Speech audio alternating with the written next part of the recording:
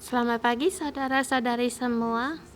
Hari ini kita melihat kitab Hakim-Hakim pasal 17. Hari ini Pastor Joshua yang berkhotbah.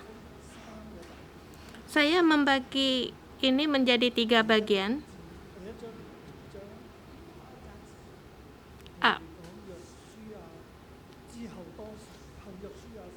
Pasal pertama dan kedua itu yang bagian pertama menerangkan soal Yosua, keadaan setelah Yosua, menerangkan tentang latar belakang dan keadaan ajaran pada masa itu. Mereka tidak mendengar.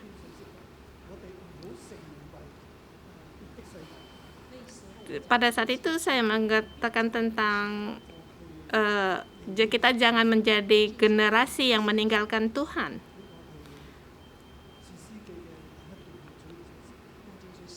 Itu kitab Hakim-Hakim yang pertama. Tetapi Tuhan ada pertolongan dari Tuhan karena perjanjian Tuhan dengan Abraham dan juga di padang gurun di Sinai. Tuhan mengadakan perjanjian dengan Musa. Tuhan memberikan namanya dan kehadirannya kepada orang Israel. Sesudah zamannya Yosua, orang Israel tidak mengenal Tuhan dan juga tidak tahu akan kisahnya dari Yosua, sehingga mereka menjadi generasi yang tidak mengenal Tuhan, bahkan semakin gelap. Dari pasal 3 sampai dengan pasal 16, yaitu para hakim bangkit untuk memimpin Israel, dan juga Tuhan menghakimi orang Israel selain daripada ada pertolongan dari Tuhan, keselamatan dari Tuhan, dan juga ada penghakiman dari Tuhan. Tuhan menghakimi mereka karena mereka meninggalkan Tuhan, karena perbuatan mereka semakin jahat.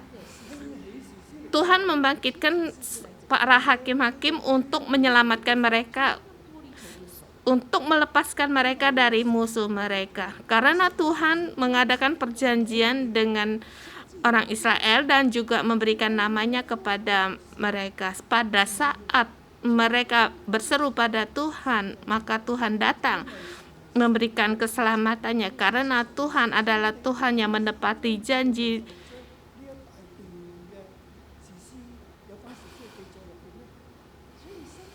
Jadi pasal 3 sampai dengan 16 menerangkan tentang para hakim-hakim, mengatakan bahwa Tuhan itu ajaib. Tuhan menunjukkan keajaibannya bagi orang Israel.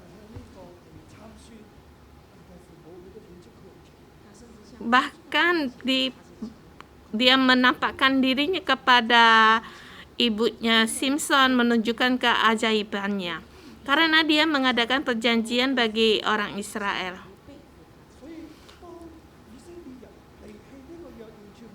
Tuhan tidak membiarkan mereka sendiri, walaupun orang Israel tidak menepati janji, tetapi Tuhan mengingatkan akan mereka. Jadi dari pasal 3 sampai 16 itu yang utama. Kemudian sesudah dari pasal 17 dan sesudahnya,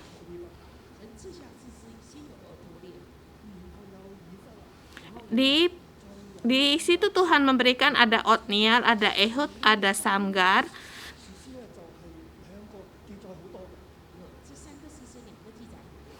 Dua di antara para hakim ini menjelaskan banyak, dan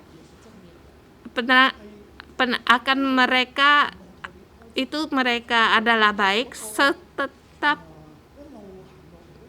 Setelah Otniel terus berjalan, semakin jahat, dan generasi semakin meninggalkan Tuhan, semakin gelap. dari setiap hakim terus berjalan, kita melihat setelah Samgar ada Barak, ada Deborah dengan Barak. Barak kehilangan kehormatannya.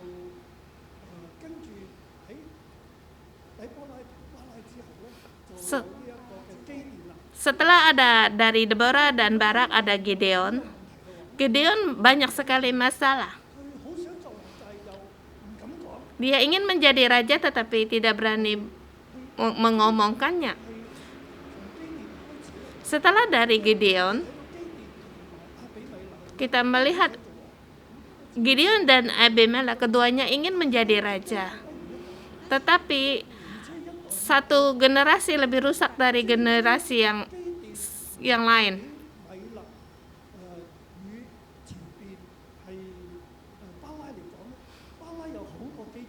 Gideon dibandingkan dengan zaman di Barak, Barak lebih baik daripada Gideon. Barak tidak setia. Gideon membuat berhala. Anaknya lebih lagi bangkit membunuh anak-anak ayahnya. Kita melihat setelah Gideon dan Abimelek, di generasi berikutnya tambah rusak, tambah tidak baik. Di situ ada para hakim-hakim yang kecil.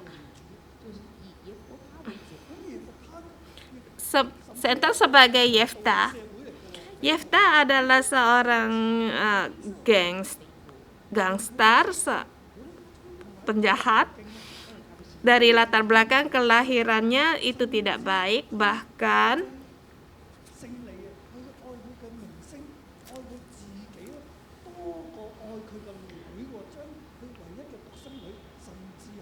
Yefta lebih mengutamakan ketenarannya, namanya sendiri lebih penting daripada anaknya, dan mengorbankan anaknya menjadi korban bakaran.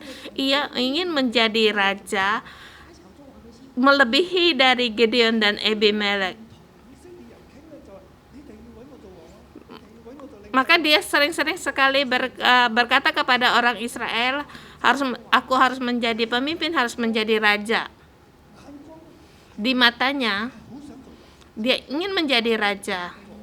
Bahkan menggunakan segala usaha sampai akhirnya dia mengorbankan anak perempuannya. Dia orang yang tidak punya prinsip bagi kepentingan diri sendiri. Dia adalah seorang gangster atau boleh dikatakan seorang penjahat. Tapi bagi hakim-hakim yang lain, juga hakim-hakim yang lain dari pasal 13 sampai dengan 16, kita melihat ada hakim-hakim yang kecil dari pasal 10 sampai 12 juga punya masalah selain daripada Yefta. Di situ tidak menerangkan apa yang mereka kerjakan, hanya diterangkan hakim itu berapa punya anak, berapa istri, anak perempuan punya suami, berapa suami.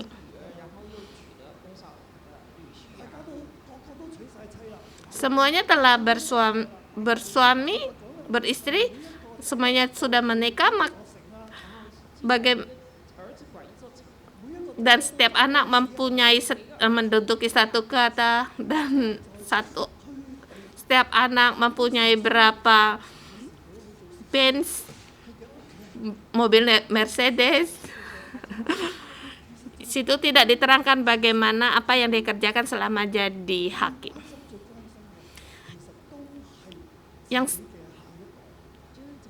Yang sangat khawatir adalah generasi yang berikutnya.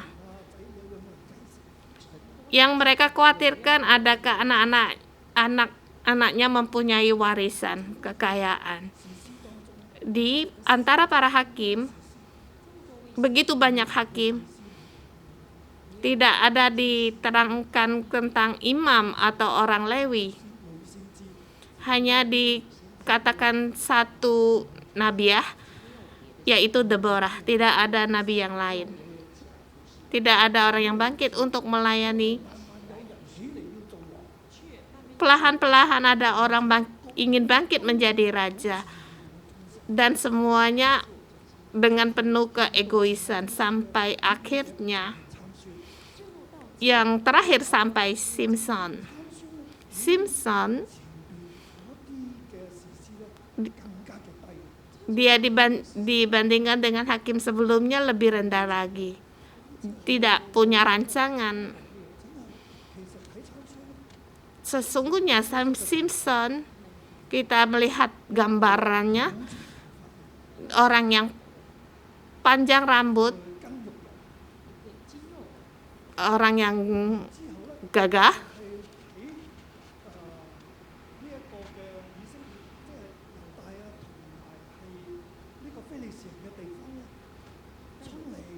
dia di tempatnya Yehuda dan Israel dengan orang Filistin, serang sana, serang sini, dan akhirnya dia sembunyi di gua. Dan kemudian kita melihat ada perempuan yang dia sukai, dia inginkan. Pada saat mereka bersama, ada orang yang mengelilingi mereka, ingin membunuh dia. Dia hidup dalam kepuasan akan nafsunya sendiri, seluruhnya tidak peduli. Dia seperti binatang buas yang tidak bisa ditangani, bisa ditangkap. Ini adalah pasal 13 sampai dengan 16 yang terakhir. Tapi Tuhan mengingatkan dia pada saat dia mati, dia membunuh orang Filistin lebih banyak dari sebelumnya. Kita hari ini melihat dan besok juga bisa melihat pahlawan dari Dan cuma 600 orang.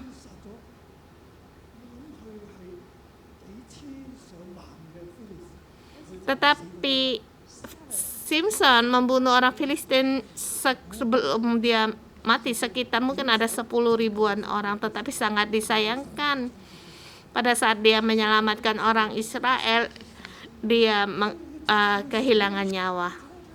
Pada saat sampai dia mati, orang Israel baru lepas dari orang Filistin. Karena orang Filistin begitu banyak. Mungkin di orang Filistin pada saat berperang atau di dalam kuil, pada saat itu mereka di dalam situ mati. Dan hari ini kita sampai pada pasal 17. Pasal 17 sampai dengan pasal yang terakhir mencatat tentang ada masalah peristiwa-peristiwa. Ini adalah kitab para hakim-hakim bagian yang terakhir, dan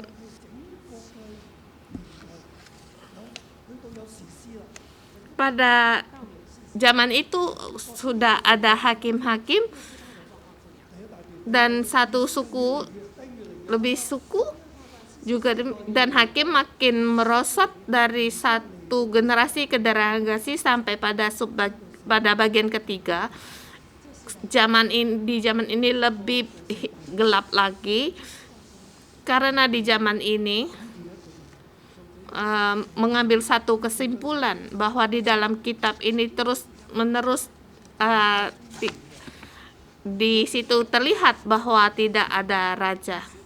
Jadi orang Israel berbuat apa yang mereka inginkan sendiri, menurut pandangan mereka sendiri. Ini adalah kesimpulan yang terakhir. Seperti kitab hari ini kita melihat di pasal 17 ayat ke-6 ini. Nanti kita akan membaca.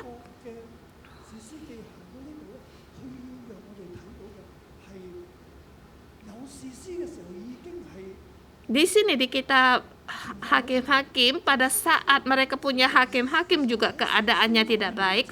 Sesudah tidak ada hakim-hakim, makin merosot lagi keadaan mereka. Saat ini mereka tidak punya hakim dan tidak punya raja. bagaimana makin rusak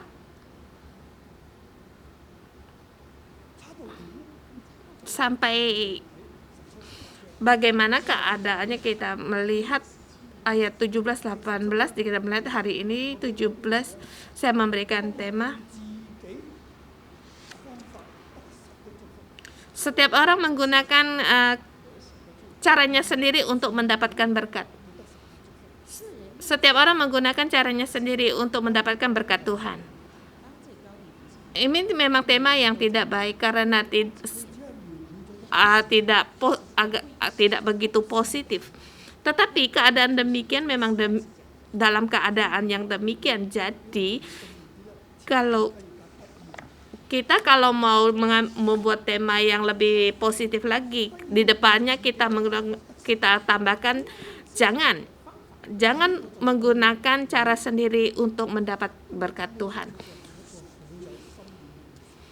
Setiap hari ini bagi yang mendengar renungan doa pagi ini adalah seperti satu doa atau harapan. Jangan menggunakan cara sendiri untuk mendapatkan berkat Tuhan. Sampai saat ini banyak orang yang percaya Yesus tetapi masih menggunakan caranya sendiri untuk mendapatkan berkat Tuhan. Ini memperingatkan kepada kita. Ini zaman yang rusak. Ini yang melambanginya, yang timbul. Sebelumnya pada saat masih ada para hakim, tidak ada orang yang mau mencari Tuhan. Sekarang tidak ada Tuhan, tidak ada andalan. Bagaimana yang dikerjakan? Orang mencari Tuhan.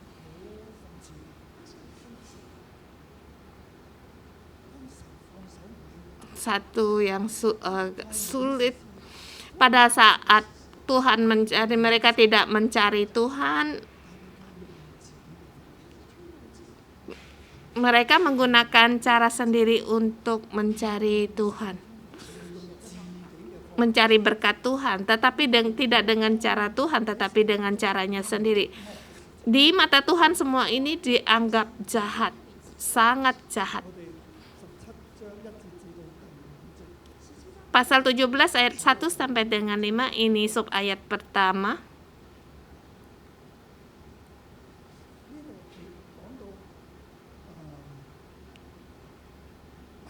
Di sini dikatakan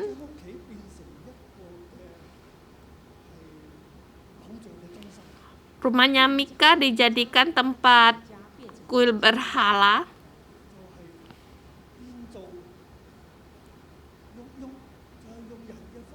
dengan menggunakan cara orang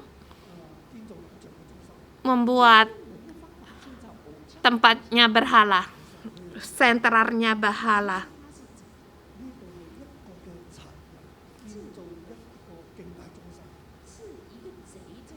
Di sini dia membuat satu tempat untuk menyembah berhala. Di ayat pertama kita lihat ada seorang dari pegunungan Efraim, Mika namanya. Berkatalah ia kepada ibunya, uang perak yang 1000 itu yang diambil orang daripadamu dan yang karena itu kau ucapkan kutuk. Aku sendiri mendengar ucapanmu itu, memang uang itu ada padaku, akulah yang menyembunyikannya. Lalu kata ibunya, diberkatilah kiranya anakku oleh Tuhan.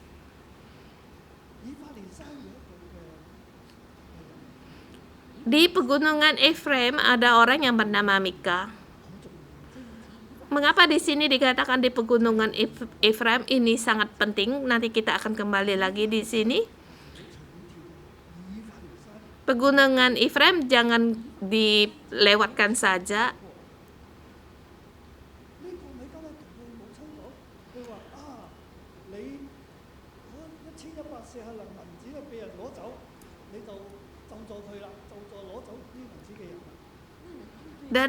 orang itu berkata kepada ibunya, uang perak yang 1.100 itu yang diambil daripadamu, karena itu ucapkanlah kutuk. Aku sendiri mau mendengarnya. Dia berkata, anakku, ada orang yang mengambil uangku 1.100, aku akan mengutuknya demikian. Ini ibu yang bagaimana? Anak yang bagaimana? Ibunya tahu kalau anaknya yang mengambil, harusnya kita menggunakan ABC. Tidak punya uang, bagaimana aku tahu kamu orang yang boros? Tetapi di sini ibunya tidak ngomong apa-apa. Orang yang mengambil uangku 1.100 perak itu kutuk dia menjadi dikutuk sampai berketurunan generasi. Dia tidak tahu. Ini hubungan antara ibu dan anak zaman itu. Zaman itu dikatakan kalau mencuri itu satu yang labil, sudah seperti kebiasaan. Maka anaknya berkata, uangnya aku ada di sini, aku yang mengambilnya. Ya, aku yang mengambilnya. Maka ibunya berkata, oke, ya ambillah. Dan berkata, kiranya Tuhan memberkatimu. Di sebelahnya mengutuk dan sebelahnya agar Tuhan memberkatinya.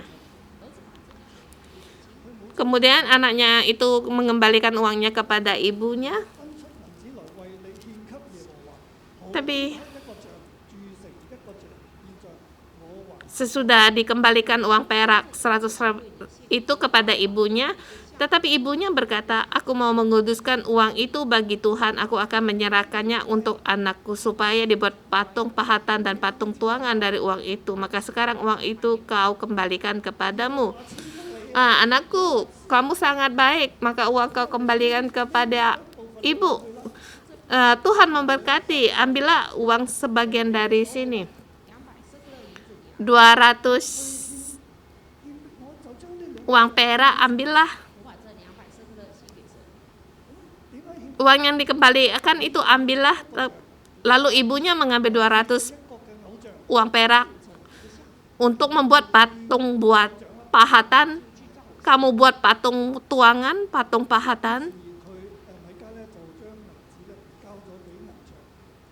Lalu Mika memberikan uang itu kepada seorang tukang perak dan dibuatnya efod dan terafim. Mika membuat kuil, dibuatnya efod dan terafim. Ditabiskan seorang anaknya menjadi imam. Mika bukan hanya membuat satu patung, dia membuat patung bagi Tuhan, menjadi satu berhala. Bahkan dia taruh di rumahnya. Jadi rumahnya itu menjadi kuil. Dia buatnya sendiri, dibuatnya efod.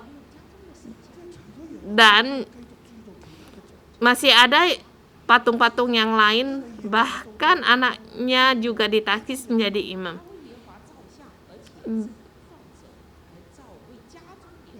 Dia membuat berhala bagi rumahnya, bahkan dia membuat efod. Dan seorang anaknya menjadi imam, dijadikan imam. Dia menjadikan rumahnya menjadi pusat untuk penyembahan berhala. Mengapa?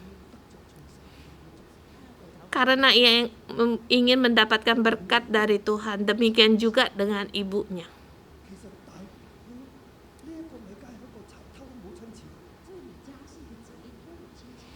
Mika sesungguhnya dia adalah seorang pencuri uang ibunya. Latar belakang keluarganya tidak baik, hubungan dengan ibu juga tidak baik. ibunya memberi uang kepadanya untuk dipakai. Dikatakan Tuhan memberkatimu, jadi buatlah berhala bagi Tuhan. Kamu menyembah Tuhan, kamu akan lebih baik, makin akan diberkati. Jadi tidak usah mencuri uang lagi. Uang ini kamu pakai buatlah berhala. Kamu setelah buat patung-patung, kamu akan semakin diberkati. Tuhan akan memberikan kepadamu. Maka Mika membuat rumahnya menjadi tempat persembahan berhala. Satu persatu patung-patung yang dibuat, dan dibuatnya efod dan terafim, dan mentahiskan anaknya menjadi seorang imam. Orang Lewi tidak boleh menjadi orang Lewi. Yang menjadi orang Lewi itu harus dari keturunan keluarga Harun.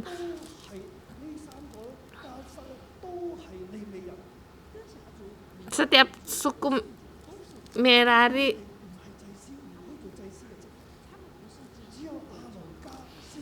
mereka adalah orang Lewi, tetapi mereka bukan menjadi imam. Para imam harus jadi keluarganya Harun. Harus dari keluarga keturunan Harun yang boleh menjadi imam. Di sini dia malah mentahiskan anak laki-lakinya menjadi imam dan memakai efod. Jadi ada orang di situ bertanya kepadanya, ini zaman apa? Dia menganggap di zaman yang sudah tidak ada Tuhan, tidak menghormati Tuhan, meninggalkan Tuhan, asal mendapatkan berkat Tuhan menggunakan caranya sendiri. Bahkan menggunakan uang curian untuk membuat patung-patung berhala. Kita sampai di subtema kedua. Saya menggunakan satu ayat ini sebagai satu subbagian. Pada zaman itu tidak ada raja di antara orang Israel. Setiap orang berbuat apa yang benar menurut pandangannya sendiri. Pada zaman itu, di zaman itu, sesudah para hakim-hakim, atau boleh dikatakan sesudah hakim, zaman di hari hakim, di masa hakim juga sudah penuh dengan kegelapan, karena di sini juga dikatakan tidak ada hakim, tidak ada pertolongan dari Tuhan. Di zaman para hakim, apapun mereka baik atau tidak, walaupun mereka ditindas, ditekan dalam penderitaan, pada saat mereka memohon berseru pada Tuhan, Tuhan menyelamatkan. Ada pertolongan dari Tuhan. Walaupun Simpson sampai begitu, orang Israel ada harapan. Karena ada orang yang rambut panjang di antara mereka, masih ada keselamatan. Tapi saat ini apapun tidak ada. Jadi itu sangat yang sengsara. Jadi mereka sangat mengharapkan ada pertolongan dari langit. Tuhan memberikan namanya kepada mereka bernama Tuhan. Tetapi tidak ada kehadirat Tuhan di antara mereka, sehingga mereka membuat patung berhala dan memberikan itu sebagai ini, dan berkat inilah Tuhan. Di zaman hakim-hakim tidak ada imam, tidak dikatakan ada orang Lewi. Maka dia di situ sendiri membuat efod dan menggunakan caranya sendiri untuk mendapatkan berkat dari Tuhan, dari langit. Di sini tidak ada hakim-hakim dan tidak ada raja, tidak ada pertolongan di zaman ini. Latar belakangnya demikian.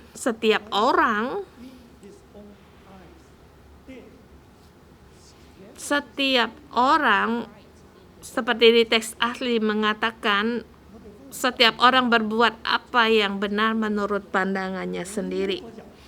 Setiap orang.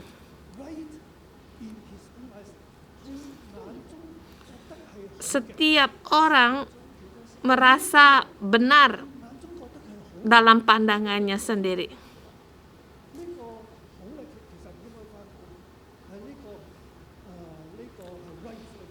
Baik. Atau lebih dekat lagi terjemahan itu yang benar atau baik. Jadi setiap orang melakukan langsung menurut pandangan matanya sendiri.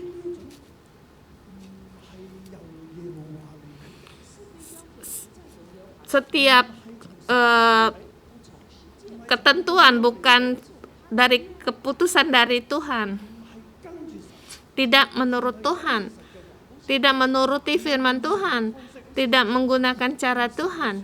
Menggunakan firman Tuhan. Tetapi menggunakan pandangan matanya sendiri. Maka ini diterjemahkan dengan berbuat apa yang benar menurut pandangannya sendiri. Yang dilihat dianggap benar, sendiri mengambil keputusan, maka melakukannya. Merasa itu ada berkat, demikian dia kerjakan. Demikian keadaan zaman itu. Setiap orang demi dirinya sendiri. Kita melihat di Simpson, dia juga demi dirinya sendiri. Di zamannya Simpson, suku Yehuda juga demi dirinya sendiri. Dan sampai di zaman ini setiap orang juga dirinya sendiri. Mencuri juga untuk dirinya sendiri. Bahkan dia membuat tempat pusat dari berhala, dari patung-patung juga untuk dirinya sendiri. Karena tidak ada keselamatan, maka dia menggunakan caranya sendiri yang dianggap benar. Berbuat apa yang benar menurut pandangannya sendiri. Di sini sangat bermasalah sekali. Kita melihat terus dari 7 sampai terakhir.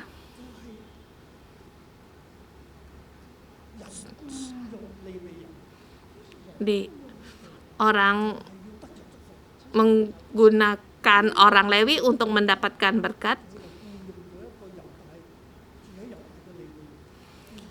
Mika menggunakan orang Lewi di rumahnya untuk mendapatkan berkat. Di ayat 7 kita katakan, maka ada seorang muda dari Bethlehem Yehuda, dari kaum Yehuda. Ia seorang Lewi dan tinggal di sana sebagai pendatang. Ini adalah orang Lewi. Kita harus tahu orang Lewi sama imam itu berbeda. Yang bisa menjadi imam orang Lewi yang melayani Tuhan itu melambangkan wakil dari Tuhan. Orang-orang itu adalah keturunan dari Harun. Selain itu, orang-orang dari suku Lewi, mereka bukan orang Lewi.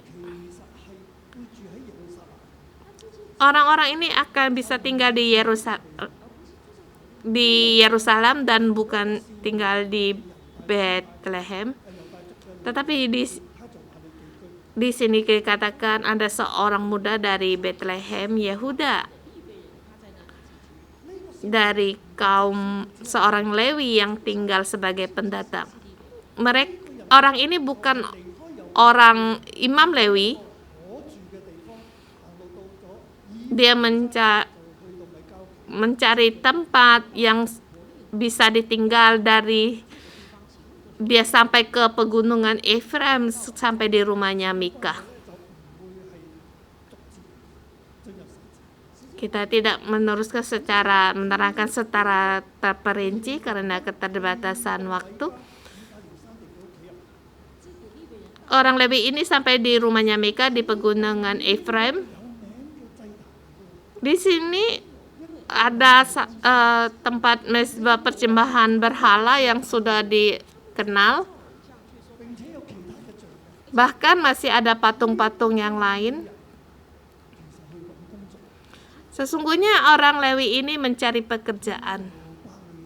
Dia dari Bethlehem sampai di tempat ini untuk mencari pekerjaan. Dia mendapatkan Mika. Maka Mika memakai dia.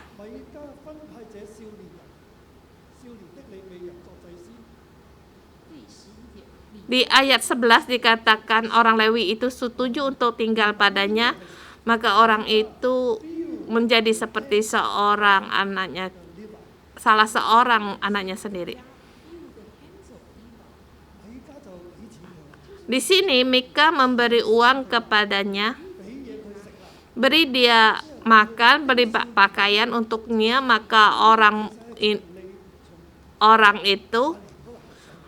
muda itu yang dia datang dari Bethlehem Yehuda ke sebelah utara sampai di rumahnya Mika, di tempat pusat penyembahan berhala, pusat para dari patung-patung. Di situ Tuhan memberikan barang sesuatu kepada orang muda itu. Dan Mika membuat dia mengangkat dia menjadi seorang imam. Dia orang Lewi. Dia sesungguhnya tidak boleh menjadi imam, tetapi kan di sini mencari pekerjaan, dia dijadikan seorang imam dan untuk melayani di pusat penyembahan berhala. Di ayat 13 dikatakan, lalu berkatalah Mika, sekarang tahulah aku bahwa Tuhan akan berbuat padaku karena ada seorang Lewi menjadi imamku. Mika seperti mendapat keuntungan untuk menyewa orang ini menjadi imam. Tidak usah anaknya menjadi imam. Maka efod diberikan kepada orang Lewi ini untuk dijadikan imam. Dikatakan, sekarang tahulah aku bahwa Tuhan akan berbuat padaku karena ada seorang Lewi menjadi imamku. Semuanya sudah beres, sangat beres. Karena saya mempunyai orang Lewi, saya mempunyai nama Tuhan, saya mempunyai patungnya Tuhan. Saya tahu bahwa Tuhan akan berbuat kepadaku dan memberkatiku. Sesungguhnya dia sini menggunakan caranya sendiri untuk mendapatkan berkat dari Tuhan. Di sini kita melihat, kita tahu orang Lewi kalau bukan dari keturunan imam, dia bukanlah seorang imam. Di sini mereka orang Lewi di sini membuat patung. Sudah dikatakan bahwa tidak boleh membuat apapun untuk sebagai Tuhan. Tuhan akan menuntut mereka sampai keturunan ketiga dan 4. Tetapi di sini Mika tidak tahu. Dia merasa semuanya sudah beres. Tuhan akan memberkati saya karena saya mempunyai orang Lewi menjadi imam. Setiap orang berbuat apa yang benar menurut pandangannya sendiri. Dia merasa itu baik, ya demikian dia lakukan untuk mendapatkan berkat. Itulah di zaman pada saat Tuhan tidak ada keselamatan bagi mereka, orang menggunakan caranya sendiri dengan mencuri, dengan ajaran agama untuk hidup. Orang Lewi juga menggunakan ajaran agama untuk untuk hidup, membuat patung-patung tuangan, begitu banyak. Dan pada hari ini kita sebagai staf gereja, sebagai pastor, Apakah kamu juga seperti orang Lewi yang muda ini?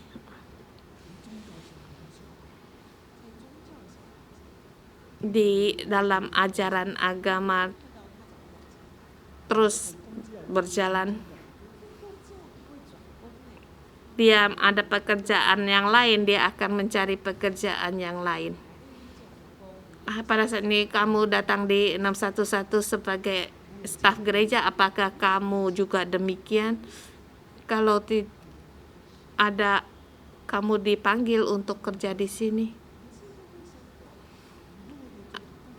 apakah janganlah kita menjadi staf gereja demi untuk hidup kebutuhan kita sehari-hari. Kita jangan menjadi staf gereja atau pastoral demi kehidupan kita sendiri. Ada juga di gereja yang lain, semangat mereka sangat menyala dalam pelayanan. Pada saat mereka di gerejanya, mereka juga masih menggunakan cara yang lama untuk melayani. Tidak berani mengajar akan Roh Kudus, takut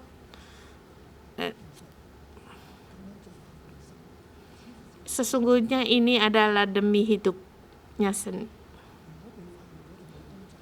Kalau ketahuan mereka tidak ada pekerjaan, bahkan segala bonus atau pelayanan semua tidak ada lagi.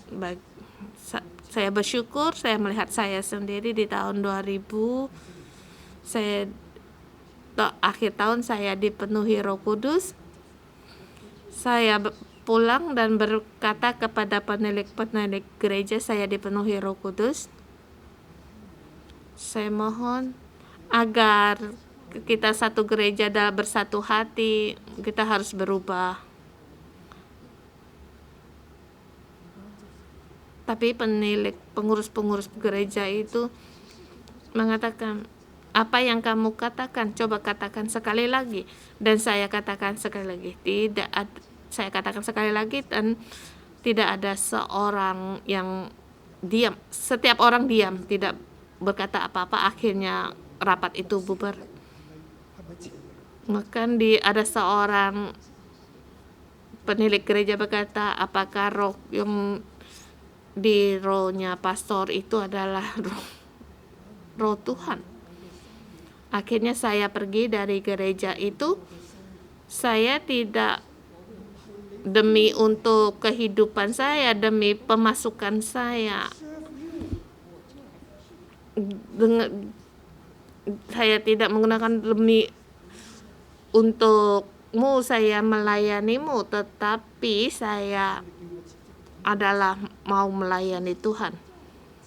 Akhirnya saya disuruh untuk berhenti kerja, dan saya pun berhenti kerja. Tapi hari ini saya sangat bersyukur.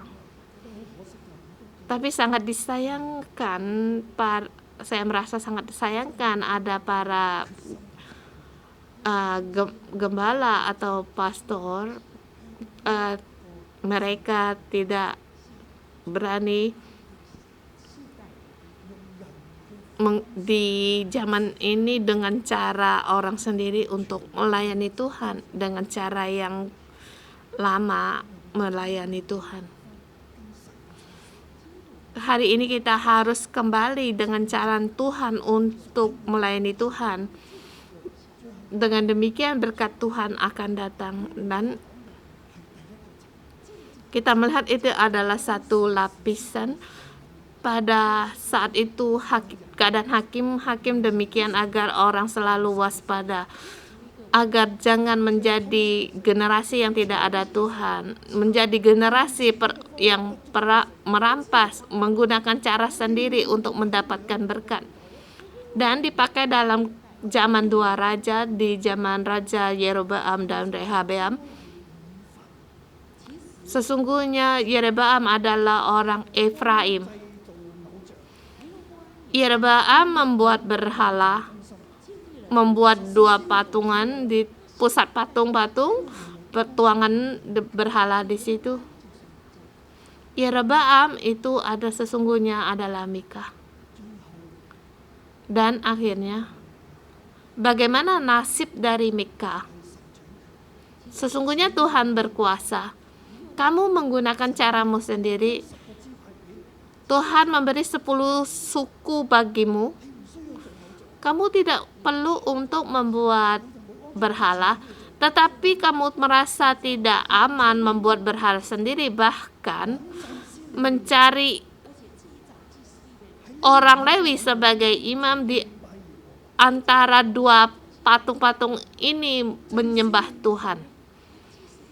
Imam Lewi juga sesungguhnya dari Yerusalem, di Benyamin, di tempat lain juga masih ada orang Lewi, dan di tempat lain masih ada orang Lewi. Apa yang mereka lakukan? Mereka mengambil keputusan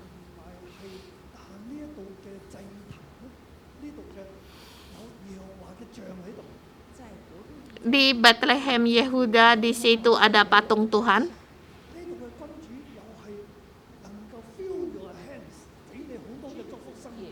Dan di situ merasa bisa mendapatkan banyak berkat. Di sebelah selatan Yeroboam menjadi raja, dan di situ Raja Salomo juga membuat berhala. Yeroboam tidak baik, dan juga keadaan Imam Lewi pada saat itu juga tidak baik. Apa yang harus dilakukan? Maka orang Lewi akan terus berjalan di sebelah utara untuk mencari pekerjaan. Di Hakim-Hakim memberitahukan pada kita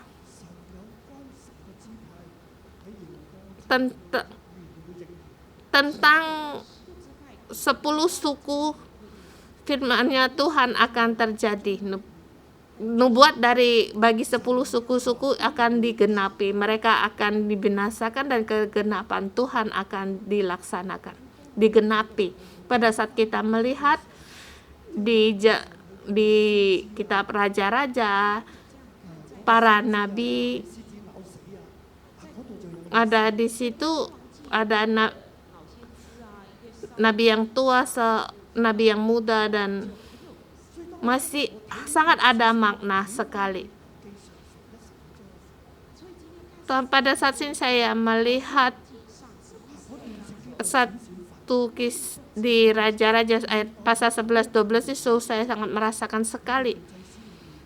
Kita sebagai orang Lewi, sebagai imam, jangan berjalan ke arah utara, dan air di situ juga tidak, janganlah diminum, kamu pasti akan mati. Kamu pergi dari Yerusalem, pergi ke arah utara untuk melayani Yeroboam. Memang di situ kamu mendapatkan keuntungan, menyediakan keperluanmu, tapi kamu pasti akan mati. Umatku,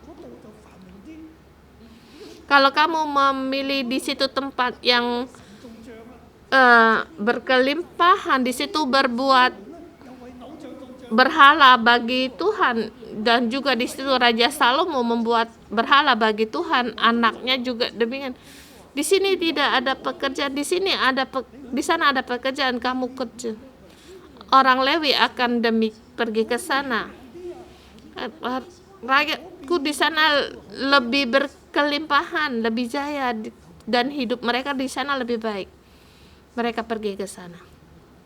Di situ hakim-hakim memberitahu kepada kita, di zaman itu, orang Lewi jangan mengikuti arah mangkok untuk berjalan untuk mencari makan kebutuhan sendiri. Di situ siapa yang memberimu, kamu mengikutinya.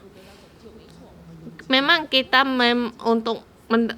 mendapatkan berkat dari Tuhan, tetapi bukan dengan cara demikian. Kita walaupun keadaan bagaimanapun, kita harus tetap melayani Tuhan. Walaupun raja kita tidak baik, kita tetap melayani Tuhan dengan caranya Tuhan. Dan jangan menggunakan cara sendiri, merasa baik sendiri. Dan hari ini memberitahukan kepada kita, setiap orang kita dalam keadaan yang susah, tetapi kita tahu Tuhan ada bersama kita. Kalau kamu mengikuti keuangan, akhirnya kamu akan binasa. Kita hanya Tuhan sebagai Tuhan kita. Tuhan memberkati kalian semua. Mari saudara semua kita memuji Tuhan.